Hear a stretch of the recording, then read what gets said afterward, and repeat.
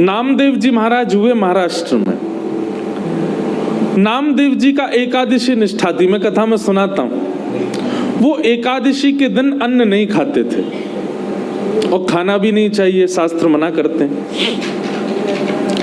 एकादशी व्रत करते थे और केवल करते ही नहीं थे, नामदेव जी के आगे जो आ जाता था उस सबसे एकादशी करवाते थे। मान लीजिए आप घूमते घूमते नामदेव जी के आगे आ गए और आप कहीं अन्न खा रहे हो और नामदेव जी ने आपको देख लिया, तुरंत हाथ पकड़ लेंगे, आपके हाथ में जो सामग्री होगी उसको दूर रख देंगे, बोले भैया आज एकादशी, आज अन्न नहीं खाओगे।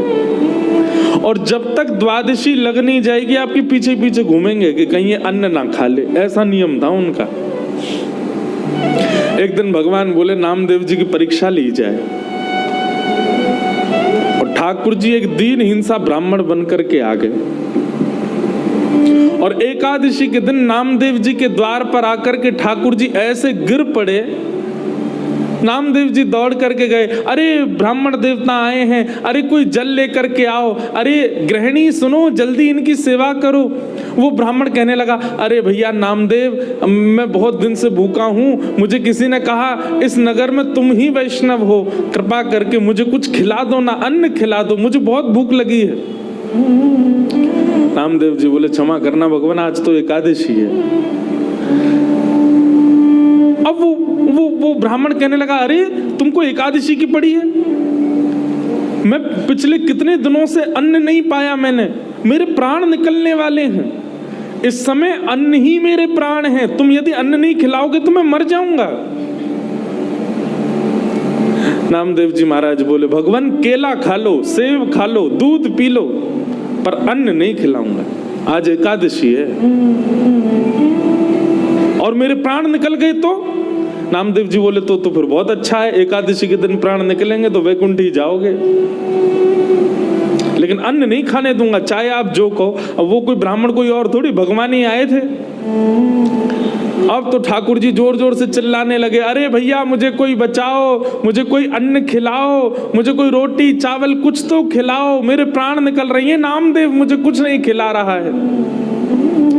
अड़ोसी पड़ोसी इकट्ठे हो गए, सब लोग बोले, ए नामदेव तुम्हारी एकादशी है, तुम करो एकादशी, उनसे क्यों करवा रहे हो?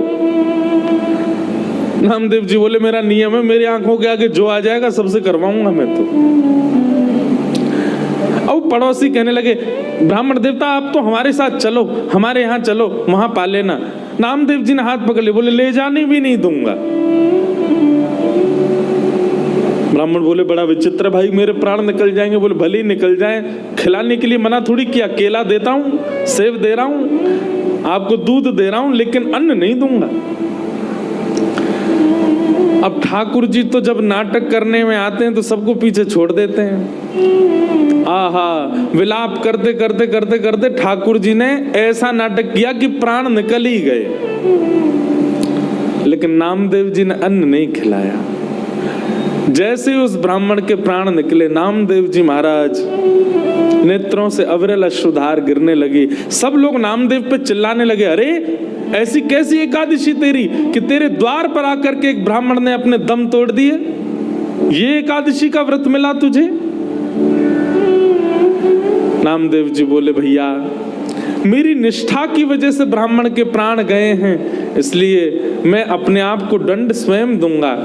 एक चिता बनाई, चिता में उस ब्राह्मण का शव पधरा दिया और स्वयं भी उस चिता में बैठ गए, अपनी पत्नी को भी बिठाया, अपने पूरे परिवार को बिठा लिया। बोले हम सब इनके साथ अपने देह का त्याग कर देंगे। जैसे ही चिता में अग्नि प्रज्वलित हुई, वो ब्राह्मण का शव उठ करके खड़ा हो गया, शंख चक्र गदा पद्मधारी श्रीमन नारायण प्रकट हो गए और नामदेव को चिता से उछाल करके बाहर ले आए, हृदय से लगा लिया। अरे मेरे नामदेव, अरे मेरे नामा, ये कोई ब्राह्मण नहीं था, ये तो मैं ही आया था तुम्हारे व्रत की परीक्षा लेने के लिए। मान गए तुम्हारी निष्ठा को। बंधुओं,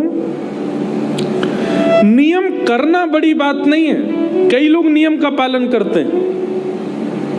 कई लोगों का नियम है सुबह 4 बजे उठेंगे, उठ करके स्नान करेंगे, हनुमान जी का चोला चढ़ाएंगे,